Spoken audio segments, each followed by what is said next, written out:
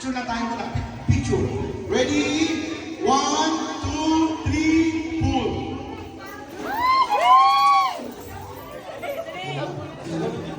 Yan eh. Uy, nilampasan niya ng piso kasi mayaman sila. Ayan. Ayan. Ayan, may nanggulo pa. Sige. Ayan. Ayan. Oh, ayan.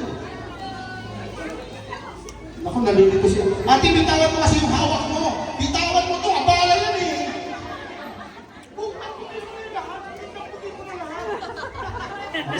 Isang report kay mami. Ayan pa!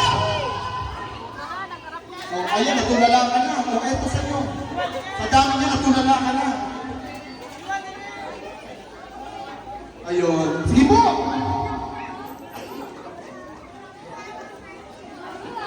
Okay.